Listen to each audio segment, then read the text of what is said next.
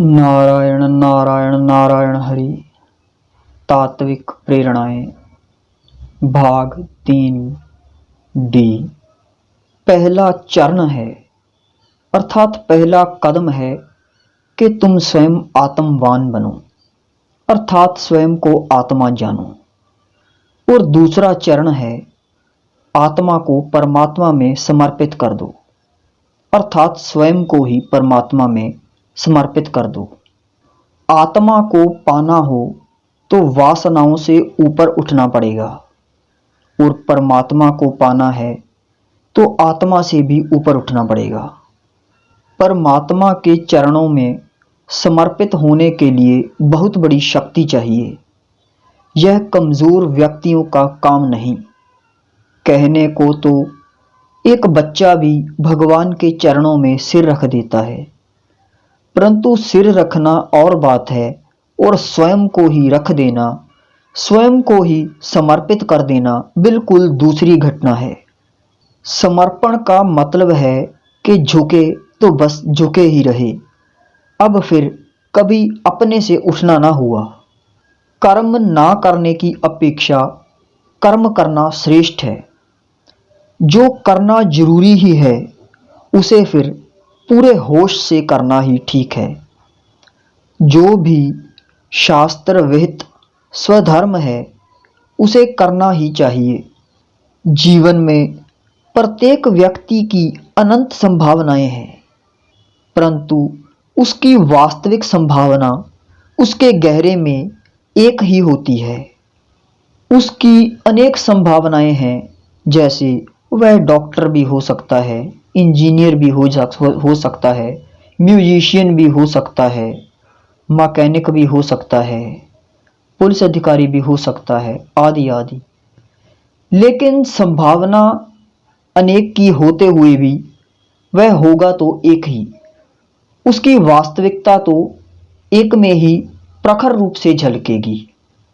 श्री कृष्ण भी अर्जुन को कहते हैं कि तेरा बचपन से ही सारा जीवन क्षत्रिय का रहा है। तूने बचपन से ही धनुष बाण चलाना सीखा है। धनुष बाण एक तरह से तेरे हृदय की टंकार बन चुका है। तेरा रोम रोम इससे परिचित है। अब तू बिल्कुल इससे पक गया है। इसलिए तू इसी धर्म का पालन कर, तू युद्ध कर। दरअसल अर्जुन को युद्ध से प्रेम भी बहुत था। बड़े युद्ध उसने पहले कर चुका था, लेकिन फिर आज एकदम से युद्ध छोड़ने की बात जब वह कह रहा था तो वह सताई ही बात थी। अगर वह युद्ध छोड़कर चला भी जाता तो कभी वह चैन से जी ना पाता। इसीलिए भगवान कहते हैं कि तू इसी के लिए बना है और इस कर्म को पूरा कर। हम जिस भी चीज से लड़ते हैं या उसका विरोध करते हैं, हम उस पर उल्टा ज्यादा ध्यान केंद्रित कर देते हैं, और जिस पर हम ज्यादा ध्यान दे देते हैं उसे हम एक प्रकार से ज्यादा ताकतवर सिद्ध कर देते हैं। अगर हम वासनाओं की तरफ ध्यान दे रहे हैं तो यह उनके लिए भोजन है और यह उससे और बढ़ेंगी। काम वासना से अगर लड़ोगे तो उसे और शक्तिशाली बना दोगे।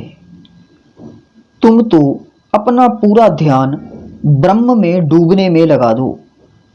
वहां वासनाओं से लड़ने की बजाय वहां से ध्यान हटाकर अपना ध्यान परमात्मा में लगाना शुरू करो।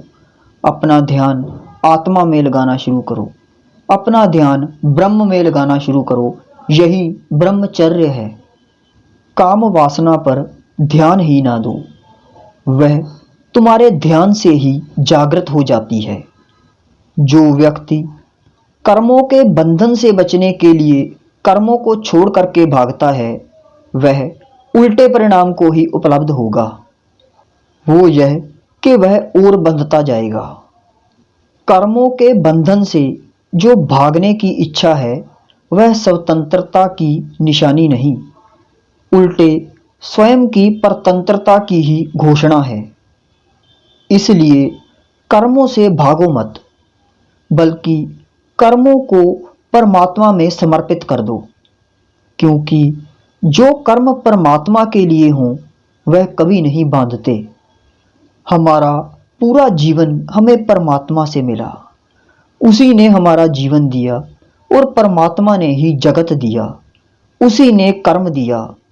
यहाँ अपने लिए कुछ करना ही नहीं, कोई अपने लिए इच्छा ही नहीं, फल के प्रति कोई आकांक्षा ही नहीं, केवल यज्ञ अर्थात परमात्मा के निमित्त ही सब कर्म करें, फिर वह कर्म कभी बांधते नहीं।